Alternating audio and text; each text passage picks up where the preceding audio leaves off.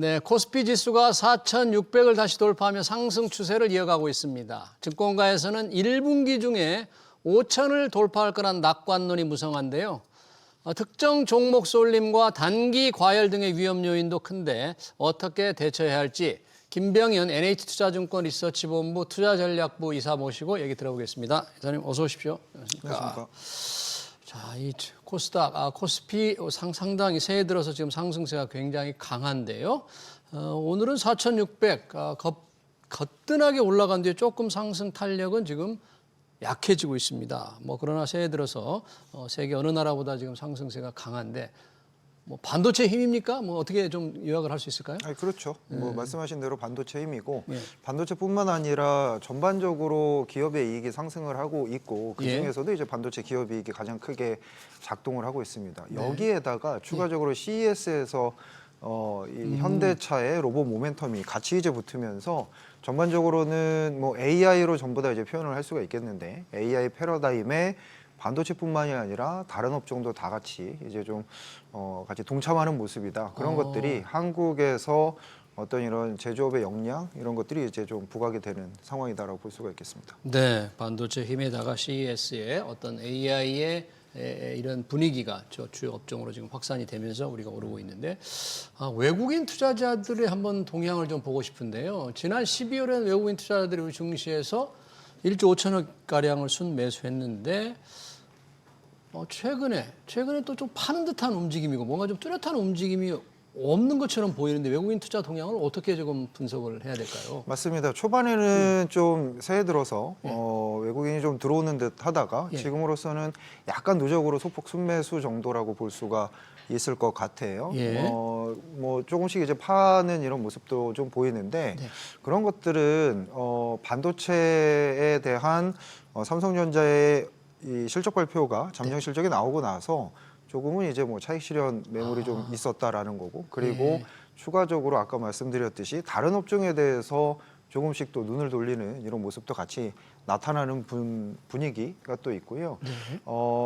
작년 연말에 이제 환율이 상당히 이제 정부 당국이 이제 개입을 하면서 예. 고점을 봤다라는 이런 측면에서 환율이 좀 어떻게 보면 좀 인위적으로 좀 이제 안정을 시켜놓은 게 있습니다. 그런데 그런 부분들이 새해 들어서 다시 조금씩 이제 1,400원대 중반을 좀 넘어가는 예. 이런 모습을 보이면서 차익 실현 욕구를 좀 자극시켰다라고 볼 수가 있을 것 같습니다. 네. 이제 방금 외국인들이 이제 반도체 분야를 좀 차익 실현한다. 조금 이제 이익을 얻기 위해서 판다 그러면서 다른 분야로 조금 눈을 돌리는 것 같은데 혹시 외국인들이 조금 더 관심을 갖는 반도체 말고 관심을 갖는 업종들이 어떤 것들이 있나요, 외국인들은? 최근에는 조선이나 방산이나 이런 쪽에 좀 더 예. 이제 다시 한번 매수세가 진입이 되는 이런 모습이고요. 예. 아무래도 트럼프의 이런 발언들 이런 것들이 계속적으로 이제 영향을 미친다라고 보면 네. 전반적으로는 AI 패러다임에다가 미국의 정부 정책 모멘텀 이러한 것들이 왔다 갔다 하는 상황이다라고 정리할 수 있을 것 같습니다. 네, 베네수엘라도 이제 상당히 그 대통령을 체포를 했고 또 이란의 군사적 개입 가능성이 나오니까 네. 방산주에 대한 관심이 좀 갑자기 좀 올라가는 것 같네요. 아까 우리 기업 반도체 이익이 굉장히 늘어난다는 말씀을 해주셨는데 지금 코스피의 상승률 그리고 기업 이익 상승 전망치 상승세가 더 올라갈 거라는 전망치가 오히려 코스피 상승률보다 높다. 이렇게 지금 예상들을 하고 있나요, 지금? 워낙에 이제 컨센서스가 빠르게 올라오다 보니까 이게 지수의 상승폭과 기업이익의 상승 속도 이게 엎치락뒤치락 하는 거 아니냐 이런 이제 생각들을 할 수가 있겠는데 예. 그거를 이제 단적으로 보여주는 게 기업의 이제 PER입니다. 지금 PER 요? 현재 11.6배 정도 오늘 좀 더 올랐으니까 예. 한 11.7배 정도가 됐을 것 같은데 네. 그 정도라면 기업이익을 잘 반영하고 있다라고 보시는 게 맞는 것 같고 다만 이제 실적 발표가 난 뒤에 예. 애널리스트별로 상당히 이제 세게 봤던 애널리스트가 있을 거고 보수적으로 봤던 애널리스트가 있을 겁니다. 네. 하지만 이제 삼성전자가 실적 발표를 하고 난 다음에는 네. 전망치들을 이제 좀 수정하는 이런 모습들이 나타나겠죠. 네. 수정하는 가운데 추가적인 이런 상승 조정들이 있을 것 같으니 예. 그러면 코스피가 좀 더 상승을 하는 게 맞지 않겠느냐라는 이런 관측도 있는 것이 사실입니다. 그런 관점에서 본다면 이 새 정부 출범하면서 코스피 5천에 희망을 쏘아 올렸는데 5천이 가능하겠느냐 이런 게 있는데 이제 뭐 어떻게 예상을 하십니까? 올해는 벌써 4,600이죠. 네. 뭐 한 5,000까지 한 400포인트 정도밖에 남지는 않았습니다. 5,000에 이제 안착하느냐가 오히려 더 중요합니다. 5,000을 찍고 안착하느냐. 내려가느냐, 5,000에 안착하느냐인데 예.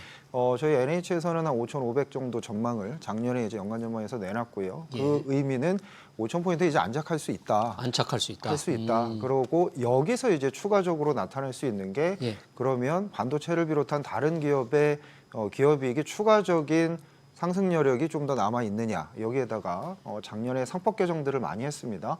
이러한 한국의 디스카운트 해소에 대한 움직임들이 3월이면 이제 보통 주총데이라고 그래서 예. 기업들이 이제 주총을 많이 하는데 거기서 좀 정부의 이런 의지에 발 맞춰서 자사주 매입 소각이라든가 아니면 배당이라든가 예. 주주 가치 제고에 대한 모습들을 좀 더 보일 수 있겠느냐. 예. 그 부분이 또 하나의 5천 안착 그 이상을 바라볼 수 있는 관건이다라고 볼 수가 있을 것 같습니다. 네, 5천 돌파보다는 5천 안착이 가능할 건지 그거는 이제 주총 시즌을 맞아서 과연 기업들이 얼마나 정부 정책에 부응해서 실제 주주 환원을 많이 할 건지를 좀 지켜봐야 되겠네요. 네. 코스피는 그렇게 상당히 큰 걸음으로 올라가는데 코스닥은 정부가 코스닥 시장 활성화 방안 예고를 하면서 뭔가 조금 코스닥 시장에도 훈풍이 불기를 기대하는 것 같은데 조금 부진한 이유가 있을까요?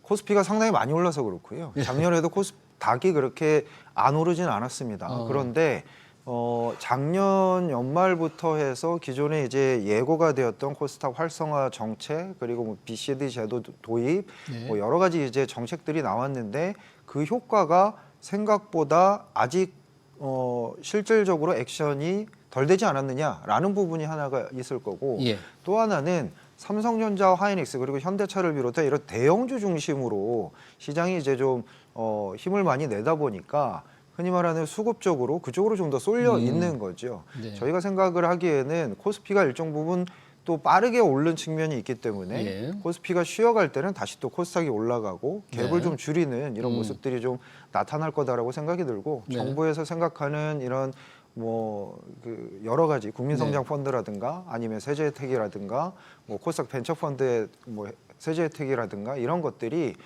좀 더 이제 가시화되기 시작을 하면 코스닥도 충분히 상승할 가능성이 높다라고 보고 있습니다. 네.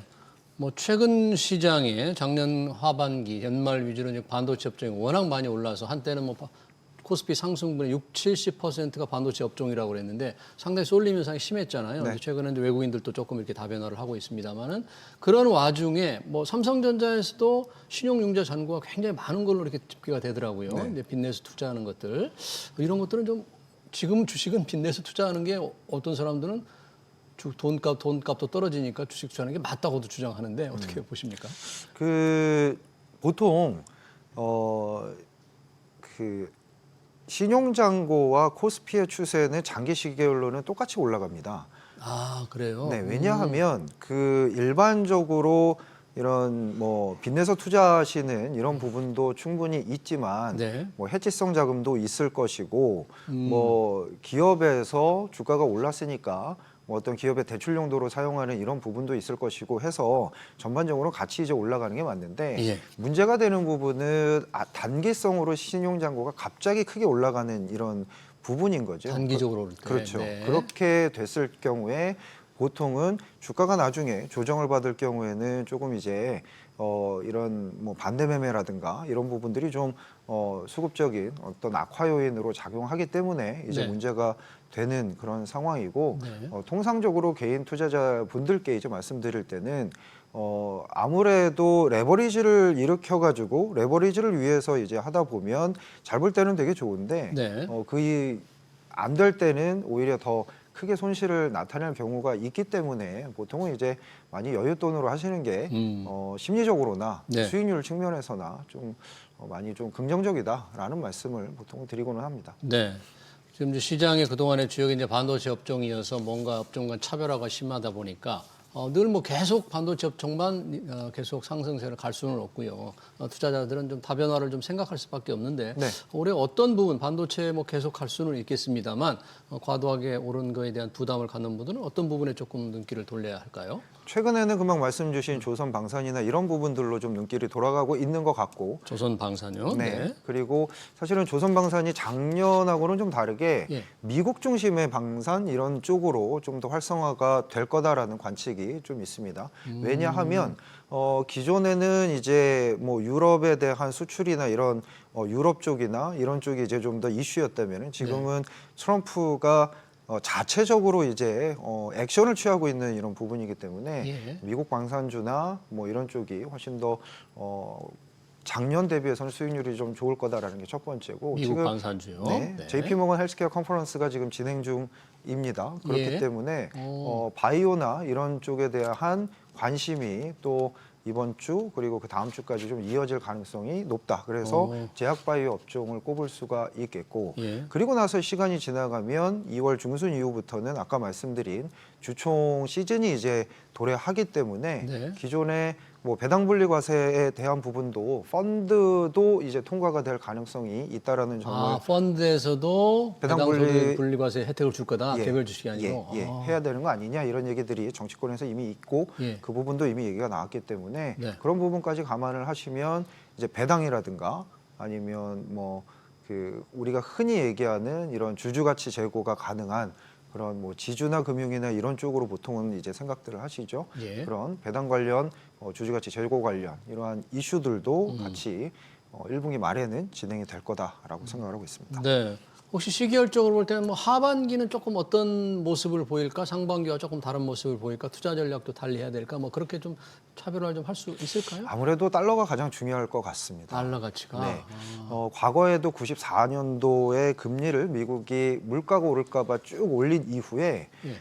물가가 이제 정상화가 되는 과정에서 금리를 인하해주고 동결을 했던 기간이 95년도와 96년도였습니다. 예. 그때 당시에 초반에는 달러가 약세를 보이다가 네. 점차적으로 강보합세로 진행이 되면서 네. 미국과 미국 외지역의 수익률 격차가 좀 발생을 했는데 작년 같은 경우에는 달러가 약세를 기록하면서 한국을 비롯한 이머징이 되게 좋았고요. 예. 올해 상반기까지는 여전히 좀 페드가 완화적인 정책을 펼칠 거다. 예.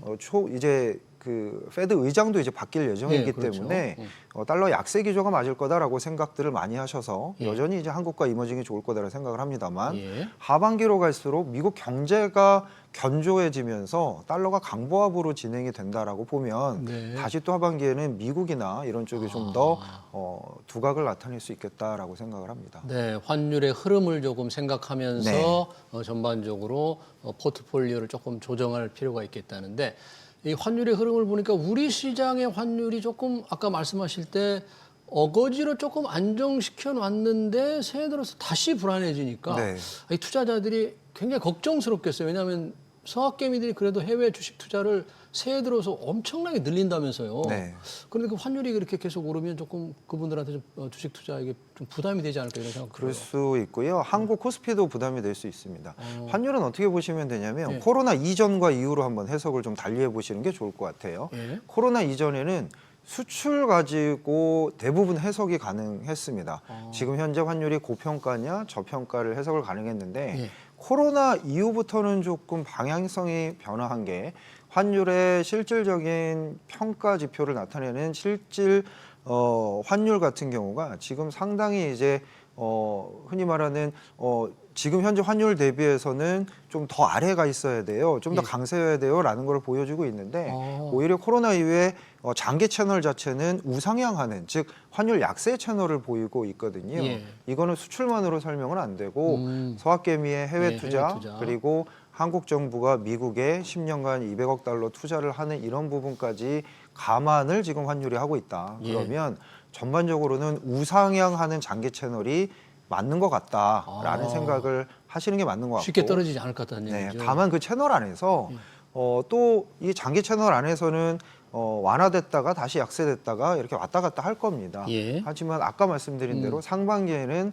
달러 약세 기조가 좀 진행될 것 같기 때문에 네. 환율은 지금 다시 좀 올라왔는데요. 예. 다시 좀 그래도 안정화 국면이 적어도 1분기에 상반기에는 좀 진행될 것 같고 네. 하반기에는 좀 또 다시 더 약세 기조가 나타나지 않을까. 네. 이렇게 장기 채널 안에서 흐름이 좀 있을 거다. 이 정도 정리하시면 될 것 같습니다. 이 환율에도 영향을 줄 텐데 미 연준의 금리 인하 또는 유지 결정이 이제 이달 말에 있잖아요. 네. 그리고 그에 앞서서 우리 한국은행 금통위도 있는데 네. 우리 한국은행, 미 연준 뭐 금리를 어떻게 기준금리를 어떻게 결정할까요? 일단은 둘 다 금리 동결일 것 같습니다. 일단은, 예. 그 한국 같은 경우에는 지금 부동산과 환율을 감안을 하면 금리 인하를 기준금리 인하를 하기는 쉽지는 않을 것 같고요. 네. 미국 같은 경우에도 작년에 이제 3번 금리 인하를 했기 때문에 상황을 좀 보자라는 이런 생각들을 할 수가 있을 것 같습니다. 네. 블룸버그 컨센상으로는 올해 한 2번 정도 금리 인하를 예상을 하고 있는 거고 그게 뭐 한 3, 4월 정도 한 번 그리고 하반기 정도 한 번입니다. 그러면 1, 2월에 지금 현재 상황으로 보면 일자리는 되게 미국에서 안 나오는데 실업률은 조금 또 떨어진 이런 상황이기 때문에 네. 그리고 전반적으로 경제 상황이 그렇게 나쁘지 않기 때문에 네. 한 1, 2월 정도는 동결해 놓고 지켜보고 새로운 이제 그 페드 의장이 네. 좀 더 이제 목소리를 좀 내는 것들을 보면서 대응할 가능성이 높다라고 생각합니다. 마지막으로 미국 주식 우리 서학개미들 계속 투자를 늘리고 있는데 그 M7 뭔가 조금 우리 시장 분위기보다는 좀 이렇게 탄력이 좀 강해 보이질 않거든요. 근데 네. 테슬라 같은 경우에는 우리 서학개미들이 굉장히 많이 사고 있다는데 네. 미국 M7들의 그 움직임은 어떻게 평가하세요? 아무래도 오라클과 브로드컴 때문에 그 이슈들이 이제 조금 진행이 되면서 예. 좀 갈라지는 모습들을 보입니다. 예. 이제는 되게 눈높이들이 깐깐해지면서 재무 건전성이나 수익성에 대해서 지금까지 이렇게 캐펙스 해놓은 것이 정말 수익으로 나타나느냐 네. 아니면 재무 건전성에 좀 문제가 있느냐라고 하면서 종목별로 좀 갈리는 모습을 보이고 있고 그런 와중에서 결국에는 지금 쇼티지 즉 병목 현상이 나타나는 거는 반도체나 이런 쪽이 아니겠느냐 이쪽으로 조금 옮겨온 것 같고요. 네. 최근에는 조금 이제 확산에 대한 모습들이 나타나면서 네. 중소형주들로 좀 퍼지는 모습이 있기 때문에 이러한 부분들이 또 잠깐 흐름으로 나타났다가 다시 또 실적이나 아니면 수익성을 보면서 다시 M7 쪽으로 가는 이런 왔다 갔다 하는 모습들을 보일 것 같습니다. 네, 알겠습니다. 주간 증시 전망 지금까지 김병현 NH투자증권 리서치본부 투자전략부 이사였습니다. 이사님 고맙습니다. 감사합니다. 네.